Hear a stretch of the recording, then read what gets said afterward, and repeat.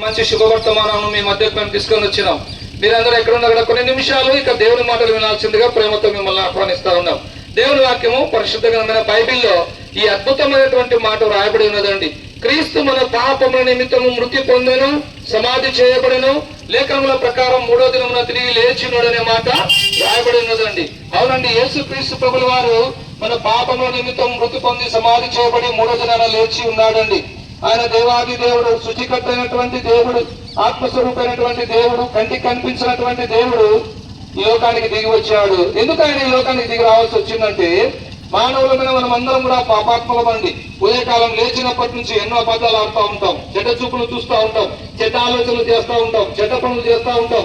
వీటన్నిటిని బట్టి మానవుడు శిక్షకు పాత్రుడండి. దేవుడు అక్కడ సెలవిస్తా ఉంది, ఏ భేదం లేదు, అందరూ కూడా పాపం చేసి దేవుడు అనుగ్రహించి మహిమను పొందలేకపోతున్నారని పరిశుద్ధ గ్రంథమైనటువంటి బైబిల్లో స్పష్టంగా రాయబడి ఉన్నదండి. ప్రియమైనటువంటి సహోదరి సహోదరులారా, ఈ పాపంతో మనం దేవుడిని చూడలేం.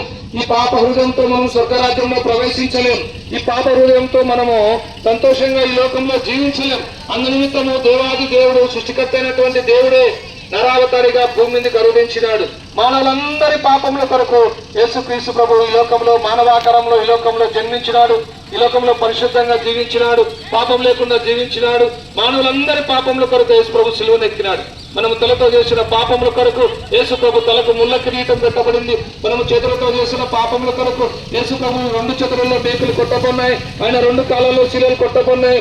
ఏ పాపం ఎరుగని యేసు ప్రభు మనందరి పాపముల కొరకు ఆయన శిలువలో మరణించినాడు. అమ్మాయ సమాధి చేయబడినాడు, 3వ దినాన తిరిగి లేచినాడు. ఈ యొక్క సాయంకాల సమయంలో ఈ యొక్క గ్రామాన్ని ప్రేమించినటువంటి వాడే ఈ రక్షణ స్వార్థం మీ మధ్య తీసుకొని వచ్చినాడు. కనుక మిమ్మల్ని అందరినీ కూడా ప్రేమపూర్వకంగా ఆహ్వానిస్తా ఉన్నాడు. ఎంతకాలం పాపంలో జీవిస్తావయ్యా, ఎంతకాలం పాపంలో తినుచు, పాపం త్రాగుచు, పాపంలో మరణిస్తావు? ఇదే మిక్కిలి అనుకూల సమయం, ఇదే రక్షణ దినం.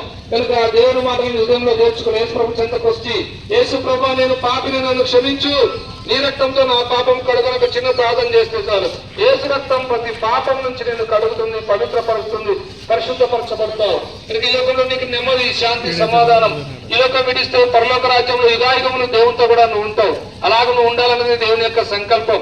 కనుక ఈ మాటలు వింటున్న సోదరి సోదరుడా, ప్రభుయేసు విశ్వాసం ఉంచండి. అప్పుడు నేను మీ ఇంటి వారిని గొప్ప ఆత్మరక్షణ, పాపక్షమాపణ, పరలోక రాజ్యం పొందగలరు.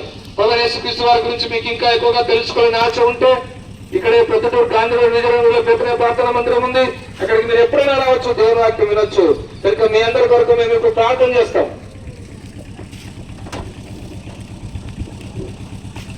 ప్రేమగల మా ప్రభావ, మీ పాదాలకు వందనాలు చెల్లించుకుంటున్నాం. యొక్క సాయంకాల సమయంలో ఈ యొక్క గ్రామాన్ని ప్రేమించినందులకై మీకు ఎంతో వందనాలు ప్రభావ. మరి క్రీస్తు మన పాపంతో మృతి పొందెను, సమాధి చేయబడెను, లేఖనముల ప్రకారం 3వ దినమున తిరిగి లేచినాడని సత్యం ఇక్కడ ఉన్న ప్రజలందరూ విన్నారు ప్రభావ. అయిన వాళ్ళు మీ కార్యం చేయమైనా మీ చిత్తంలో మీ ఏర్పాటు ఉన్న వారిని రక్షించుకోవడం, ముందుకెళ్తున్నాం. మీ ఆత్మ శక్తుల గురించి నడిపించి మహిమ పొందమని యేసు ప్రభు నామమున ప్రార్థిస్తున్నాం మా తండ్రి, ఆమేన్.